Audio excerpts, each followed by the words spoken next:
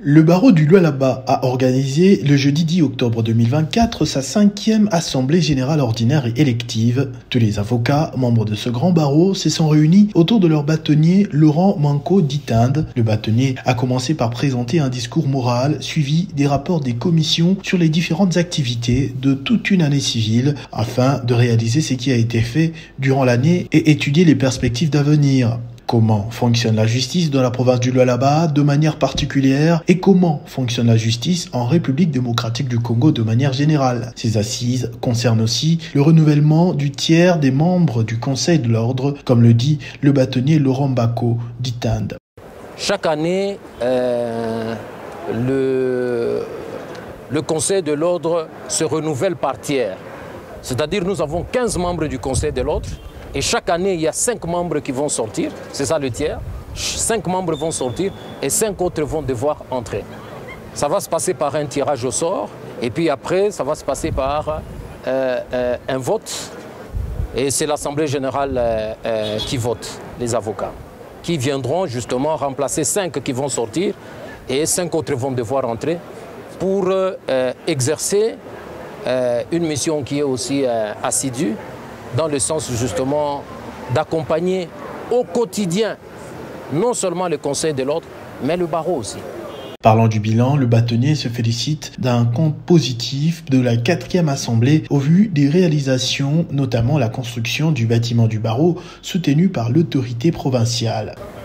Sans fausse modestie, le bilan est positif.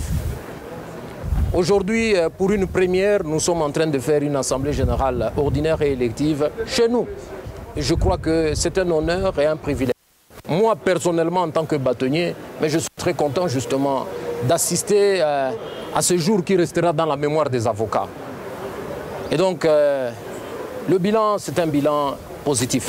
Mais je dois le dire ici. Nous sommes encore dans un chantier. On continue.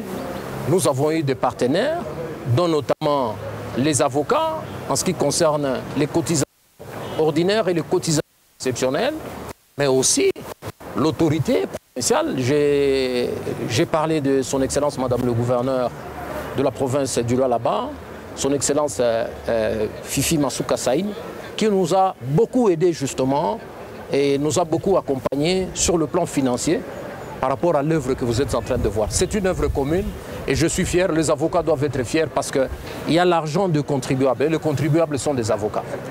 Au bout des assises, 5 membres ont fait leur entrée dans le comité et 5 autres ont laissé la place aux nouveaux. Pendant ce temps, ces assises se tiennent dans une circonstance un peu difficile, l'arrestation de l'un des avocats, Maître Pepe Ngoy, en plein exercice de son métier et qui est jusqu'aujourd'hui gardé à la prison de Dilala, une situation qui énerve le barreau du Lualaba.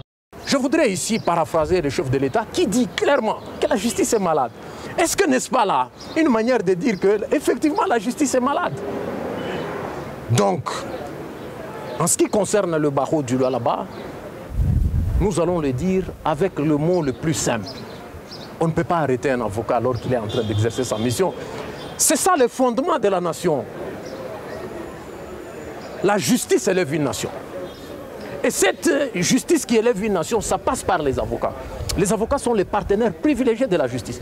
Mais si on doit couper ce fondement-là, je crois qu'il n'existe plus rien. Le nouveau comité, qui a plusieurs défis, notamment celui de libérer leurs confrères, dont les stratégies de sa libération restent secrètes.